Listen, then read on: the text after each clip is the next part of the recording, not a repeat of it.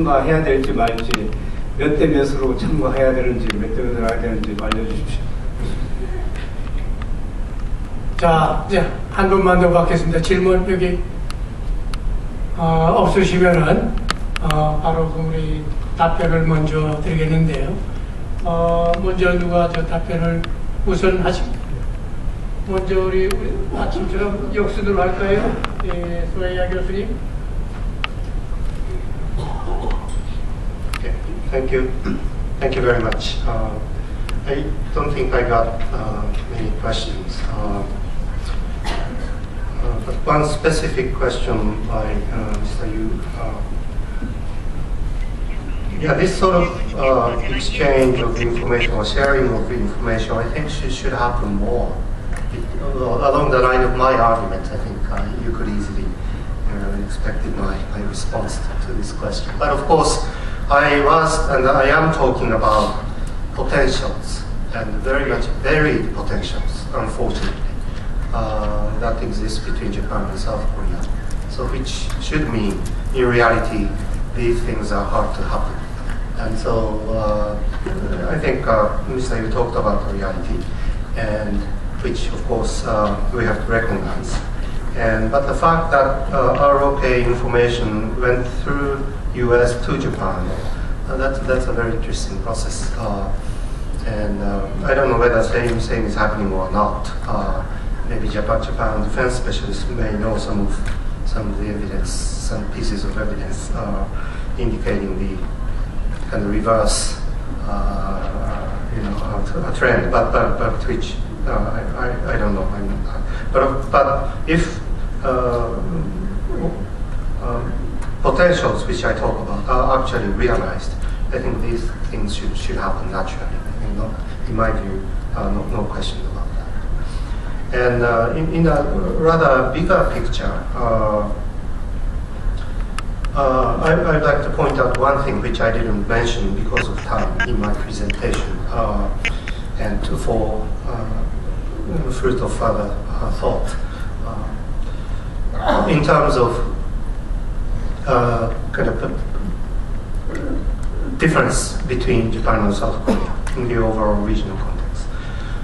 When I had the special privilege of meeting former President Kim Dae-jun when he was in office in the Blue House, he talked to us one very intriguing thing, which was a very intriguing thing to me.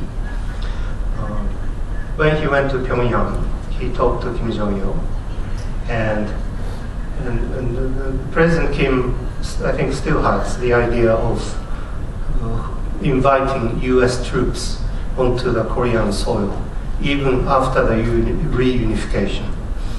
And one rationale, maybe the only rationale, is to prevent the Korean Peninsula from becoming a source of major power rivalry again. And here, a particular geopolitical rivalry which President Kim Dae-jun has in mind is that between Japan and China. And I think many Korean friends also should have the same concept about one possible geopolitical development in the event of the unification of the Korean Peninsula. And Kim Dae-jun interestingly said, Kim Jong-il agreed to that point. So there is a congruence of kind of geopolitical perspective to the Korean Peninsula between the two leaders. And in one of the recent Asahi newspapers in Japan, Asahi Shimbun, there was a long interview, in fact using one full page or even 2 pages, interview of Kim Dae-jun. And in that, President Kim Dae-jun also reiterated exactly the same point. And he even said, in that interview article, Mr. Kim Jong-il is a very bright guy. He understood this point. And so he is serious. And I think many Koreans are serious.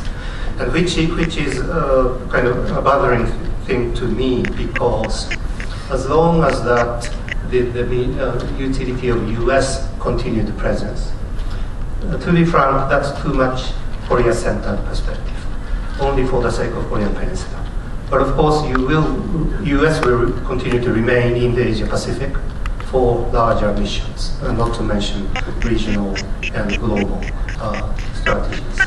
And in the event of Korean unification, I think my view is U.S.-Japan alliance will of course remain, although preparing for the Korean Peninsula contingency part will be gone. But alliance with the U.S. will continue. In that occasion, our cause for continued alliance with the U.S. is going to be very different from the Korean conviction that American presence is necessary in order to prevent the revival of geopolitical rivalries, particularly between Japan and China. And so that is, I think, to me, a very, very significant indication of deep differences between Japan and South Korea in terms of kind of long-term geopolitical perspectives and the role of the United States. And I think that should be an interesting subject for discussions, but of course, not today. So I just raise that. Thank you. 예, 감사합니다. 먼저 PSI를 해야 되느냐 말아야 되느냐, 저는 대답을 유보하겠습니다. 저희 연구해 본 바가 없기 때문에 말씀드릴 근거가 없습니다. 그다음에 홍기덕 교수님 참 좋은 말씀, 제가 꼭 들어야 될 말씀 주셨습니다. 첫 번째로 이제 문제 사안 자체가 굉장히 민감하고, 그리고 특히 오바마 정부가 지금 미국에서 들어서 있는 상황이기 때문에 오해 소지가 있는 주장을 개진하는 데는 조금 조심해야 된다는 말씀으로 제가 받아들이겠습니다. 근데 아직 제가 박사를 한 지가 아직 몇 년 되지 않아서 저는 선생님 말씀 아직 머릿속에 담아두고 삽니다. 제가 미국에서 클래스룸에서 배울 때 아무리 민감한 얘기가 있어도 네가 열심히 충분히 연구를 해서 그 결과에 대해서 할 말 자신이 있으면 해라. 그걸 정치적으로 어떻게 오해를 받고 어떻게 해석하는가는 그 세상에 맡겨라. 선생님 말씀이 틀린지는 모르겠는데 맞은지도 모르겠고 일단 그렇게 세뇌가 됐기 때문에 제가 조심해야 되는 문제임을 너무나 잘 알매도 불구하고 이제 이 글을 쓰게 된 것 같습니다. 역사적 사례가 폭이나 깊이 면에서 충분하지 못하다고 말씀하셨습니다. 저는 동감을 합니다. 제 생각은 뭐냐면 오늘 제가 드린 말씀, FTA가 동맹에 해롭다는 것도 아니고 FTA가 동맹에 영향을 아주 안 준다는 것도 아니고 단지 FTA가 동맹을 아주 급격하게 업그레이드 시킬 거라고는 기대하지 말라라는 그 정도 얘기는 할 만큼은 제가 생각할 때는 연구를 했다라고 생각합니다.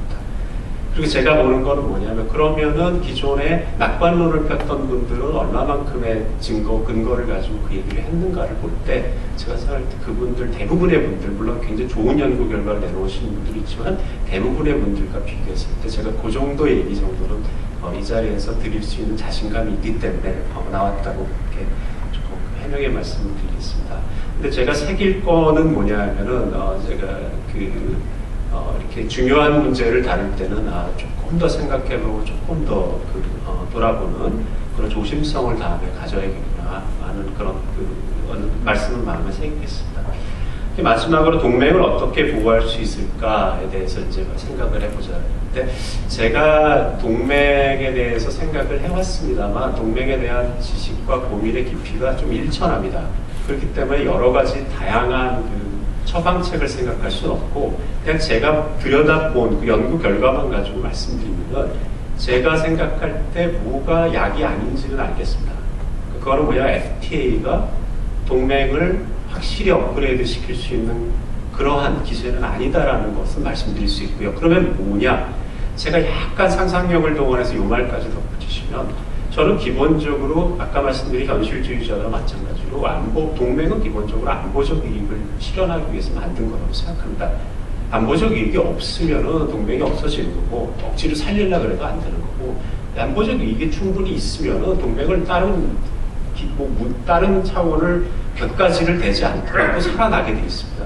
근데 문제는 뭐냐면 제 확신은 뭐냐면 한미 안보 동맹은 안보 이익을 실현해야 될 안보 이익이 분명히 있습니다.